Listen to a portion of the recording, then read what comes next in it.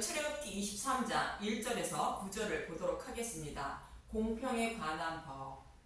지난 시간에는 도덕에 관한 법을 말씀드렸는데 저와 여러분은 예수님이 십자가에서 값을 주고 산 하나님 백성이라는 것입니다. 그래서 다른 복음을 전하는 자들을 따르지도 말고 다른 복음을 전하지도 말며 오직 진리의 말씀만 전하고 따르라는 것입니다. 그래야 자신과 이웃도 복음의 말씀을 따르는 자가 되어 예수님의 의에 오신 가죽옷을 입어 구원받게 된다는 것입니다. 이 말씀에 이어서 오늘은 공평에 관한 법에 대하여 말씀하고 있습니다. 출애굽기 23장 1절 공평에 관한 법. 너는 거짓된 풍설을 퍼뜨리지 말며 악인과 연합하여 위증하는 증인이 되지 말며. 거짓된 풍설은 진리의 말씀이 아닌 다른 복음이 미디어나 조상들로부터 전해 내려오는 이야기를 말하는데 이 다른 복음을 진리의 말씀으로 생각하여 전하지도 말고 따르지도 말라는 것으로 위증하는 증인이 되지 말라고 말하는 것입니다. 진리의 말씀이 무엇인지 성경에는 자세히 기록되어 있어 능히 예수님을 믿어 구원에 이르는 지혜가 있다고 디모데후서 3장 15절은 말하고 있습니다. 디모데후서 3장 15절 또 어려서부터 성경을 알았나니 성경은 능히 너로 하여금 그리스도 예수 안에 있는 믿음으로 말미암아 구원에 이르는 지혜가 있게 하느니라. 성경은 능히 구원에 이르는 지혜가 있다고 말하는 것으로 성경 말씀 속에는 우리가 어떻게 구원받게 되는지 자세히 말씀해 주고 있다는 것입니다. 그래서 성경의 말씀을 기준하여 성경과 다른 말씀은 따르지도 말고 전하지도 말라는 뜻으로 말씀하는 것입니다. 성경에는 예수님을 통하여 저와 여러분을 어떻게 구원해 주실 것인지를 여러 가지 모형과 그림자로 자세히 기록하고 있습니다. 그래서 사도 바울은 성경은 예수님을 믿어 구원에 이르는 지혜가 있다고 말하는 것입니다. 이러한 의미에서 요한복음 17장 3절은 이렇게 말합니다. 요한복음 17장 3절 영생은 곧 유일하신 참 하나님과 그가 보내신 자 예수 그리스도를 아는 것이니이다. 성경에서 약속하신 말씀대로 예수님을 보내주셔서 약속하신 말씀을 십자가를 통하여 다 이루어 주신 예수님에 대하여 아는 것이 영생을 얻는 것이라 말하는 것입니다.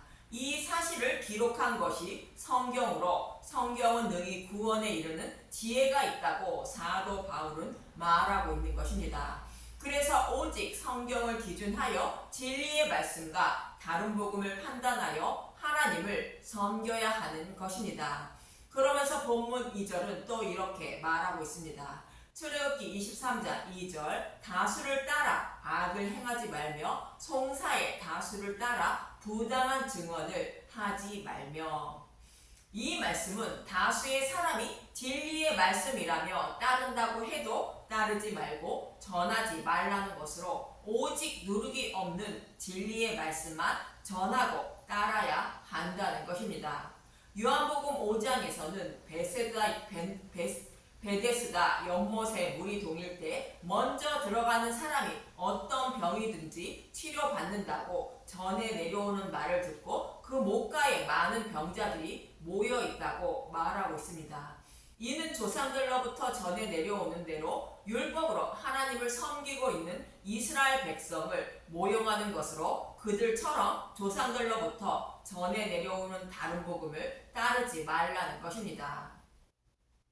예수님은 마태복음 7장 13절에서부터 14절에 이렇게 말씀하십니다. 마태복음 7장 13절 좁은 문으로 들어가라. 멸망으로 인도하는 문은 크고 그 길이 넓어 그리로 들어가는 자가 많고 생명으로 인도하는 문은 좁고 길이 협착하여 찾는 자가 적음이라.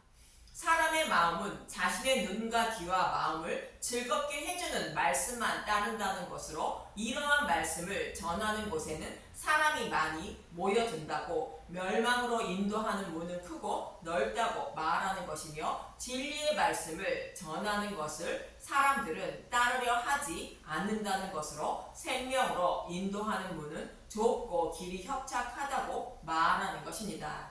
마치 이 모습은 광야 이스라엘 백성이 애굽에서 먹던 음식을 먹고 싶어 하고 만나는 먹고 싶어 하지 않는 모습과 같습니다.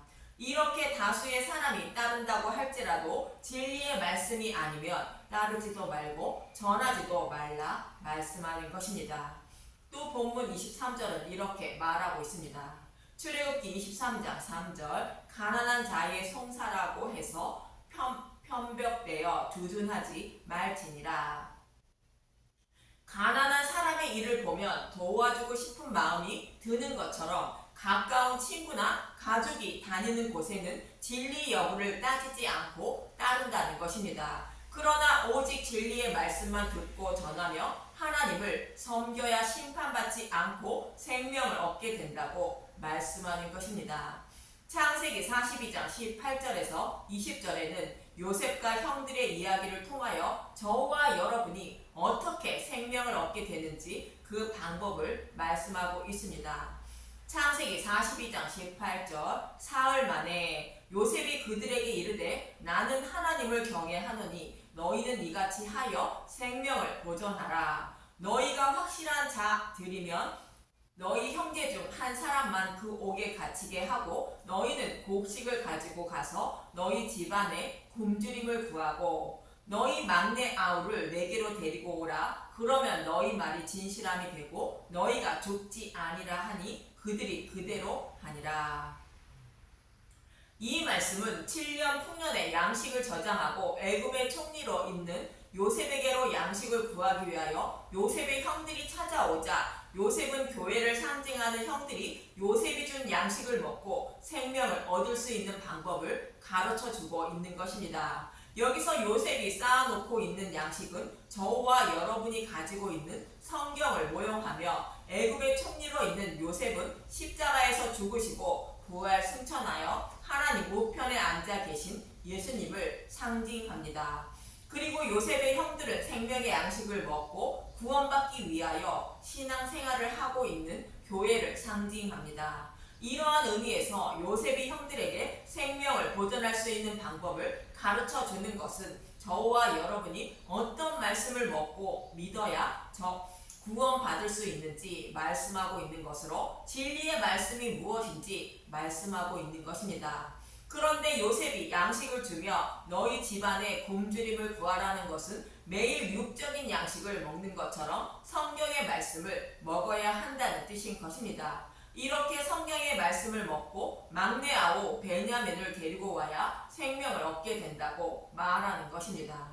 그럼 막내 아우 베냐민의 의미는 무엇이기에 요셉은 곧 예수님은 저와 여러분에게 베냐민을 데리고 와야 생명을 얻게 된다고 말하는 것일까? 여기서 요셉은 하나님 우편에 앉아 계신 예수님을 상징하지만 요셉과 베냐민으로만 볼 때는 여자의 후손으로 오실 예수님이 십자가에서 죽으시고 부활 승천하여 하나님 우편에서 만물을 다스리며 복음으로 구원하실 예수님을 상징하는 것으로 메시아 언약인 구약을 상징합니다. 저와 여러분이 가지고 있는 성경은 타락한 아담과 하와의 후손을 구원을 하기 위해 오신다는 메시아 언약의 말씀이 기록되어 있고 그 약속의 말씀을 어떻게 이루어 주셔서 타락한 백성을 구원하실 것인지를 여러 가지 모형과 그림자로 이스라엘 역사를 통하여 말씀하고 있으며 때가 참에 약속하신 메시아가 오셔서 십자가에서 약속하신 말씀을 다 이루어 주신 일과 그 복음으로 구원하고 계심을 기록하고 있습니다. 이렇게 성경에서 약속하신 말씀대로 실제로 육신의 몸을 입고 오신 예수님이 약속하신 말씀을 십자가를 통하여 다 이루어 주신 것이 막내 아우 베냐민의 의미인 것입니다. 이 약속의 말씀을 다 이루어 주신 것이 베냐민의 모습이며 복음의 말씀으로 저와 여러분이 이 복음의 말씀을 먹음으로 믿음에 이르게 되어 생명을 얻게 되는 것입니다. 이처럼 요셉은 메시아 언약을 상징하는 인물이고 베냐민은 메시아 언약의 말씀을 십자가를 통하여 다 이루어 주신 예수님을 상징하는 것으로 이 말씀이 복음의 말씀이며 진리의 말씀인 것입니다. 이러한 의미에서 요셉은 자신이 가지고 있는 성경을 상징하는 양식을 먹는다고 해도 복음의 말씀을 상징하는 막내 아우 베냐민을 데리고 오지 않으면 생명을 얻지 못한다며 베냐민을 데리고 와야 생명이 보존된다고 가르쳐주고 있는 것입니다.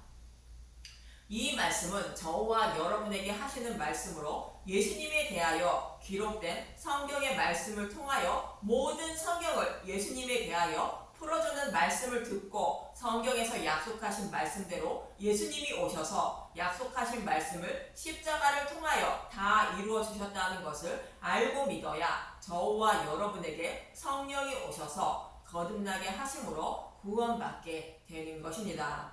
그래서 모든 성경을 예수님에 대하여 풀어주지 않고 예수님의 이름과 복음이라고 말은 하지만 우상을 섬기듯 예수님의 이름을 부르며 섬기려는 것은 어떠한 경우라도 따르지 말라 말씀하고 있는 것으로 이 땅에서의 복과 소원을 이루려는 목적으로 예수님의 이름을 부르는 것에는 따르지 말라 말하는 것입니다. 그러면서 본문 4절은 이렇게 말하고 있습니다. 출애굽기 23장 4절 내가 만일 내 원수의 길 잃은 소나 나귀를 보거든 반드시 그 사람에게로 돌릴지며 내 원수의 길 잃은 소나 나귀는 복음을 알지 못하는 교회를 말하는데 이러한 저와 여러분을 구원하시려고 예수님은 십자가에서 완전하게 해주신 복음을 가르쳐 주시고 자녀 삼아 주셨다는 것입니다. 그래서 아직 복음을 모르는 자가 있으면 원수에게도 진리의 복음을 전하여 예수님께로 돌아오게 해야 한다는 뜻인 것입니다. 이 말씀에 이어서 본문 5절은 이렇게 말하고 있습니다. 출애굽기 23장 5절 내가 만일 너를 미워하는 자의 나귀가 짐을 싣고 엎드러짐을 보거든 그것을 버려두지 말고 그것을 도와 그 짐을 부릴지니라. 무거운 짐을 지고 있는 나귀 또한 복음을 알지 못하고 율법이라는 무거운 짐을 지고 있는 저와 여러분을 상징하는 말씀입니다.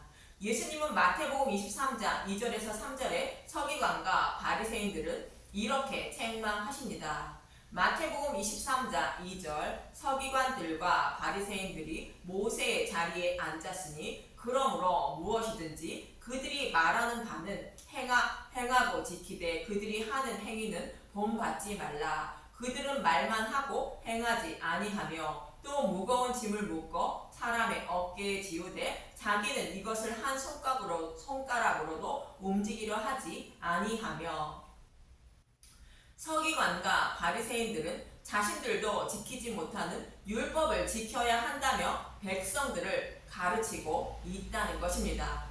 이러한 의미로 말씀하는 것으로 무거운 짐을 묶어 사람 어깨에 지우고 그 짐을 덜어주려고 복음을 전하지 않고 있다고 책망하시는 것입니다. 그러면서 예수님은 수고하고 무거운 짐진 자들은 다 내게로 오라 말씀하신 것입니다.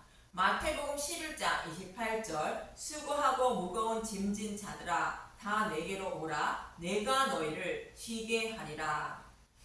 예수님은 율법이라는 무거운 짐을 덜어주셔서 가볍게 해주시려고 오셨다는 것으로 십자가에서 율법을 완전하게 해주신 복음으로 나와야 한다고 말씀하는 것입니다. 이러한 의미에서 나귀의 짐을 부리라는 것은 율법을 곧 다른 복음을 따르고 있는 자들에게 복음을 전해주라는 뜻인 것입니다. 본문 6절에서 7절은 이렇게 말하고 있습니다. 출애굽기 23장 6절 너는 가난한 자의 송사라고 정의를 굽게 하지 말며 거짓 일을 멀리하며 무죄한 자와 의로운 자를 죽이지 말라. 나는 악인을 의롭다 하지 아니하겠노라. 거짓 일을 멀리하라는 것은 다른 복음을 전하거나 따르지 말라는 뜻이며 무죄한 자와 의로운 자를 죽이지 말라는 것은 다른 복음을 전하지 말고 반드시 오직 진리의 말씀만 전해야 죽어가는 생명을 살린다는 것입니다.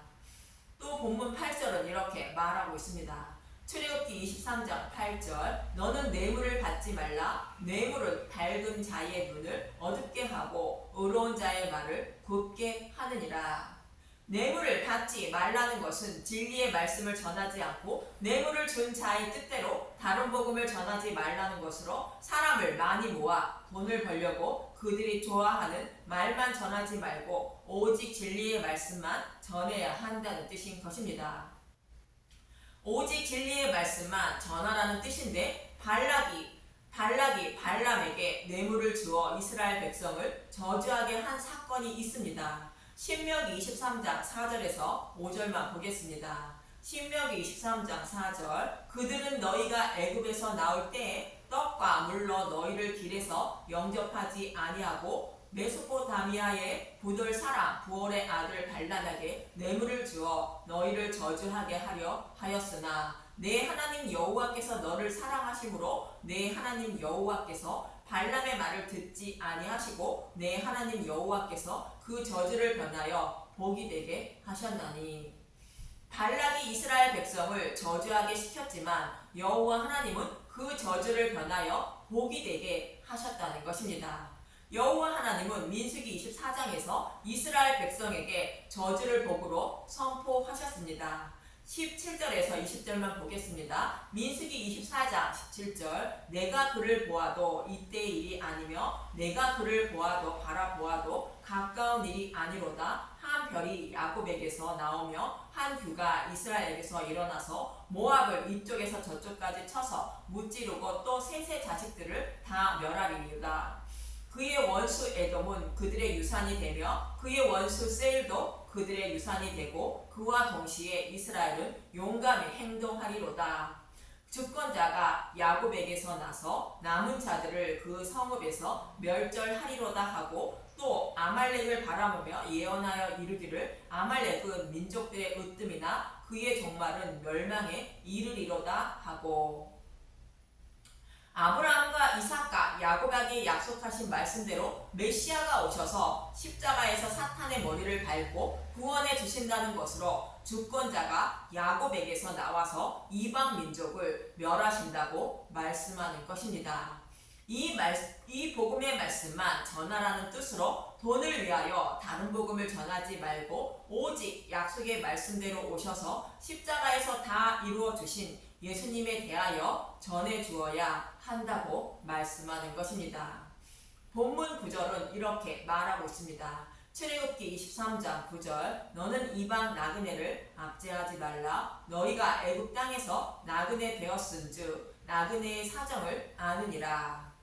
이방 나그네를 압제하지 말라는 것은 복음을 모르는 자들에게 복음을 전해서 구원받게 해야 한다는 것입니다. 애굽에 있던 이스라엘 백성들도 사탄의 노예로 살아가는 모형으로 나그네로 살았지만 약속의 말씀대로 예수님을 상징하는 유월절 양의 죽음을 통하여 복음으로 구원받았다는 것입니다. 그래서 아직 복음을 모르는 자들에게도 오직 복음을 전하여 사탄의 노예에서 해방되어 구원받게 해야 한다는 것입니다.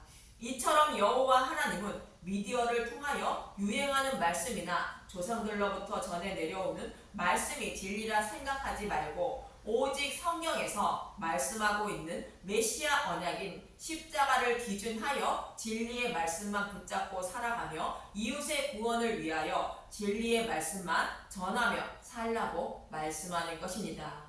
저와 여러분도 떠돌아다니는 풍설에 흔들리지 말고 또 많은 사람들이 따르고 있는 말씀이라 할지라도 성경을 기준해서 옳고 그름을 판단하여 진리의 말씀만 따르는 분들이 되어 생명을 얻는 분들이 되시길 간절히 바랍니다. 감사합니다.